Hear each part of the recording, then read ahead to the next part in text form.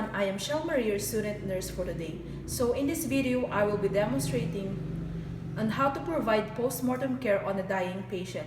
So in my setup now, I only have my patient with me. Her family is not around, and I'll just say it one by one when the family is around. So as a nurse, it is our responsibility to assess the presence of or significant others, whether they have to inform the patient. So first, we need to perform hand hygiene and don PPE. Performing hand hygiene and don PPE, these types of precautions, this is to prevent the spread of germs and into the hospital. So after all, we need to ready the equipments that we're going to use. First, we need to straighten the body of the patient.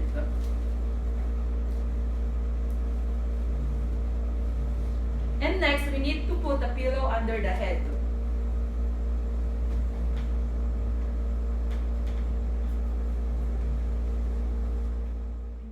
Introduce yourself to the family. Introducing yourself to the family help them to understand the palliative care as the family's witness and also take part in patient's care. Verify the correct patient using two identifiers. Positive patient identification is crucial for providing value-based care, ensuring patient safety, care coordination, as well as improving the hospital finance. Determine if the patient had first-person consent about organ and tissue donation. If so, ensured that the donation request form had been signed and notified the organ request team per the organization's practice.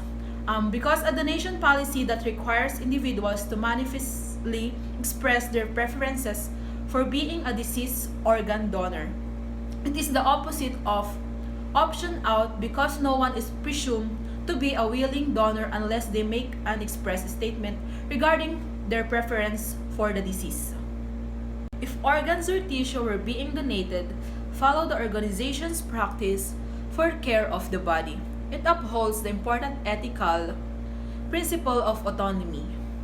Next is give the family members and friends a private place to gather. Allow them time to ask questions and to grieve, because allowing the bereaved person to talk and express their grief and what they need. Next is explain the procedure to the family and ensure that they agreed to the treatment. Because explaining the procedure to the family, they can help to decide of what they want to do.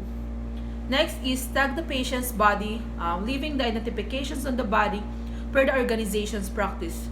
Because ensuring proper identification of the patient prior to transportation to the morgue or funeral home.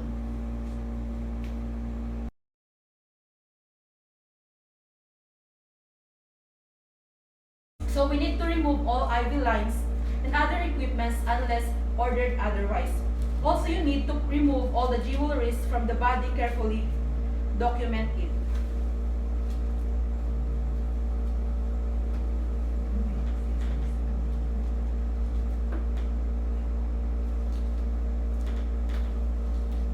Follow the organization's practice regarding securing the hands and feet. Use only circular gaze bandaging on the body. So position the hands in an elevated positions on the abdomen. Because some organizations require securing appendages to prevent tissue damage when the patient's body is moved.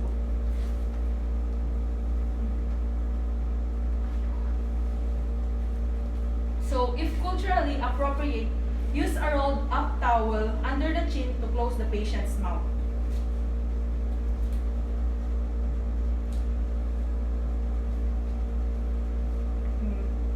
And next is close the patient's eyes by gently pulling the eyelids over the eyes.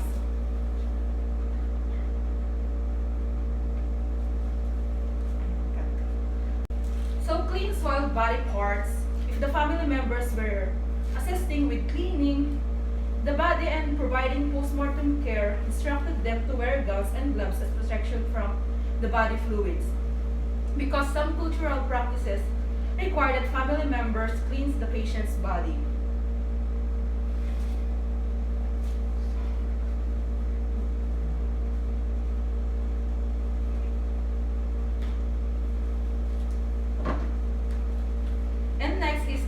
identify the patient's belongings to be given to the family. It helps to enhance the safety, patient's quality of life by helping them to feel better psychologically, and it keeps them safer physically. And remove soiled dressing, gowns, and linens and replace them with clean ones. It is important when handling and disposing of dirty to ensure that is properly segregated into different categories.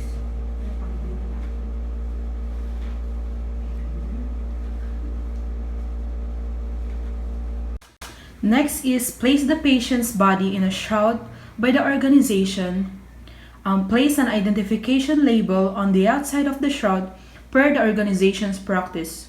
Because follow the organization's practice for marking a body that poses an infectious risk to others.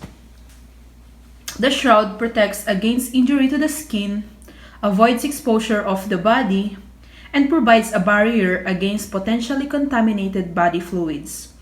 And because labeling ensures proper identification of the body, marking a body reduces exposure of the morgue and mortuary staff to contamination. We need to ensure that prompt transportation of the patient's body to the morgue.